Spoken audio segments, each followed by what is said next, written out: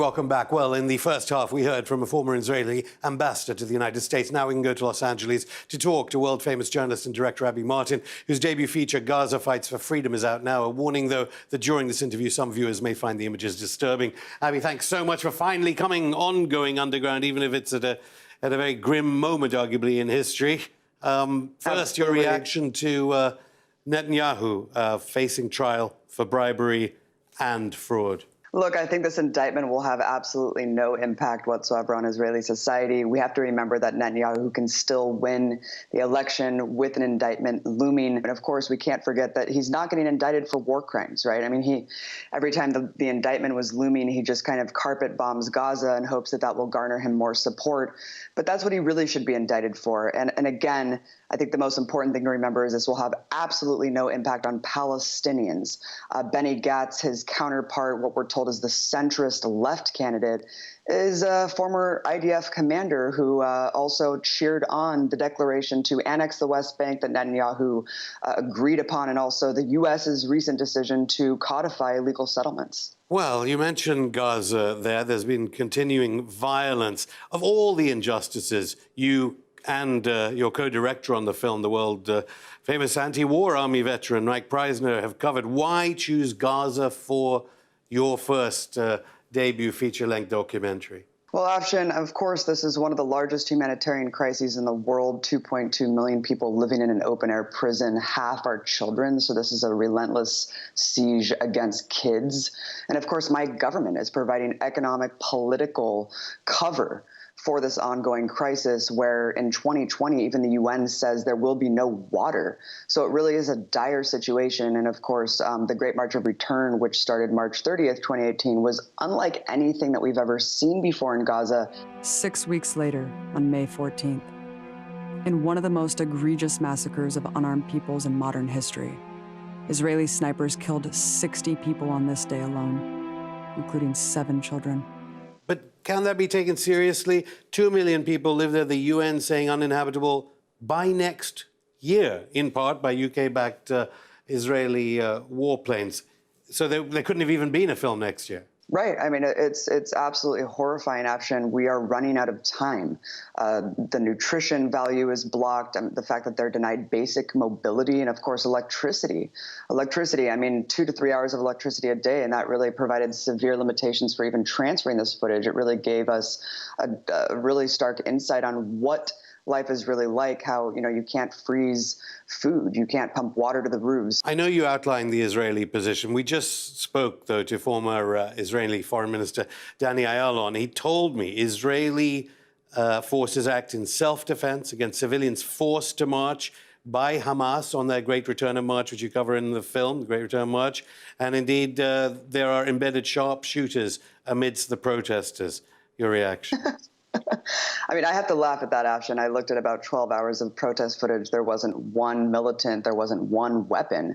And you can just look at the UN report, which is incontrovertibly proves extensive documentation of Israeli war crimes. We're talking about over 200 people that were gunned down with Israeli snipers. These snipers are perched up on a hilltop with a wide view of the demonstrations, and they literally just pick people off like it's target practice. Scores of civilians, but not only that, actual protected categories in the Geneva Convention's children, disabled people, medics. The vast majority of the people who were shot and gunned down, standing there wrapped in a Palestinian flag, standing there chanting national slogans, standing there filming the protest, or simply standing there doing nothing at all. This is all documented in the UN report, again, completely incontrovertible. But of course, they will always use this morally bankrupt argument that they're all human shields and all willing agents for Hamas. It is absolutely disgusting to take away these people's agency. You can just look at the Great March organizers themselves. I mean, these are unaffiliated with any political party. They're activists, they're artists, they're journalists, and they clearly stated that their goal was nonviolent civil disobedience akin to Occupy Wall Street to garner attention from the international community and mount pressure to draw attention to the fact that they're still refugees 70 years later, Afshin. But of course, they will always say they're all human shields, right? Well, the military definition of a human shield is literally a military person standing using a civilian as cover. That is not happening at the Great March, and that has never happened at the Great March. But it doesn't matter. They will always use this talking point. But as you say in the film, in media in NATO nations, there are critics on both sides, and as Israelis present itself, there is a case of self-genocide here. And in the film, you show an Israeli apologist, some might say, saying the telegenically dead are being used by the Palestinians. The rhetoric is incomprehensible, Afshin. It really is. Can you imagine calling a civilian population that is just relentlessly bombed under a medieval siege controlled by the land, air, by the Israeli military? He was shot in the leg at the Great March of Return protests. Now unemployed, he resorts to one of the only sources of income: scavenging the destruction from Israeli bombing. Imagine calling them they're committing a self-genocide. It is beyond comprehension how these talking points even stick without people laughing in their faces. And of course, Netanyahu saying that they're telegenically dead. They use telegenically dead Palestinians. The more dead, the better. Actually, having the audacity to claim that they like to pile up dead bodies to look good on television. I mean, it's absolutely sick. And if anyone thinks they know about Gaza over the years of siege, tell me about how in this film you talk about Israeli permits for leaving Gaza. You say the survival rates for breast cancer have fallen from 86% to 30% in Gaza. And this is just in the past few years. It's very recent, these figures. Exactly. If you look at the World Health Organization and the UN documentation, you can see that Israeli permits for medical travel have actually dropped dramatically over the last couple of years, reaching the lowest point ever recorded in 2017. Now, this was before the Great March started.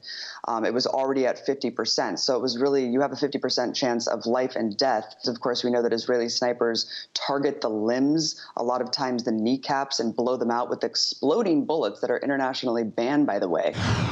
As material fills the hollow center, the trocar points joined at the rim begin to function much like a hole saw, effectively ripping through obstacles. Like plywood, autoglass, sheetrock, cinder block, sheet metal, and multiple layers of denim.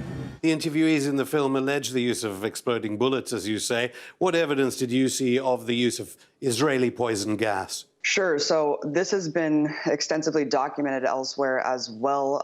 We actually weren't able to attain the craziest footage that I've seen of the gas. It is an unidentified toxic gas. As we know, Afshin, Israel is one of the largest arms dealers in the world. They use, they continue to use different armaments that they test out on Gaza. Then they go to these arms expos and basically say, battle tested. But the unidentified toxic gas, I mean, tear gas, I've been tear gassed several times. It does not cause severe hallucinations, suffocations, and seizures.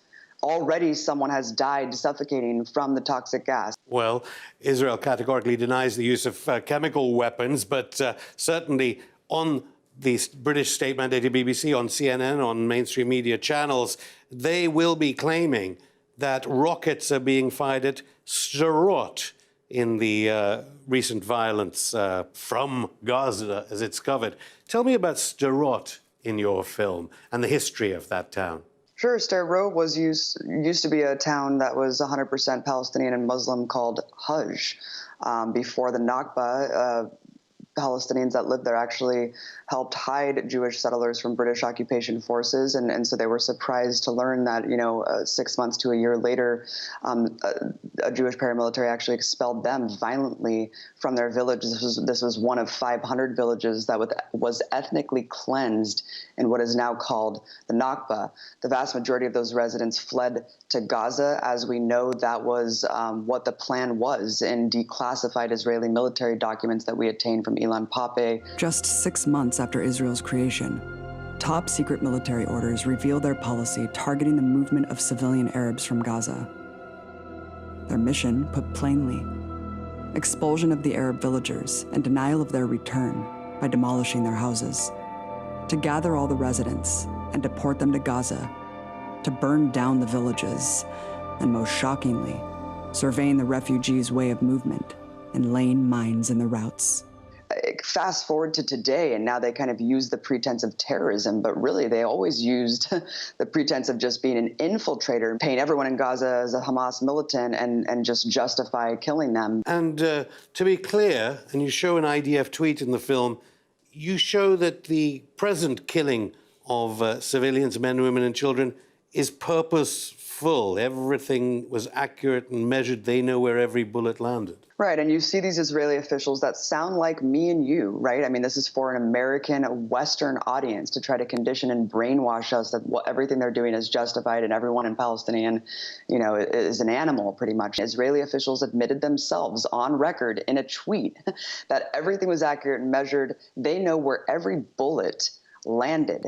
So the rhetoric that you hear about, oh, we don't mean to kill civilians, we only target people who are engaged in violence, it is a complete farce. We saw a leaked, basically, a sniper video from one of these snipers' nests that they shared themselves on either WhatsApp or Facebook that got leaked to the world. God knows how many other videos like this exist of them gleefully celebrating essentially a targeted assassination of a child. Every single shot is authorized by actually a higher up. So these go through multiple authorization levels before they're able to shoot. Well, the film, towards the end, chronicles the story of paramedic Razan al-Najjar. Our ambassador, Danny Ayalon, in part one, he's previously said that she actually had explosives on her. Tell me about why you told the story of Razan al-Najjar at the end of this feature debut. I'm shocked that option. That's certainly a new one to me. She was a true humanitarian. She was the first female medic out at the Great March of Return. She was interviewed by the New York Times a couple weeks before she was gunned down by Israeli snipers. They knew who she was. They taunted her frequently, shot warning shots at her feet. So the stories changed a couple times on why she died, right? At first they said she died by accident. And then, of course, the IDF official propaganda account released a video maliciously doctoring her, giving an interview to Turkish media where she says, "I'm a human shield, meaning I saved the injured and dying on the front lines."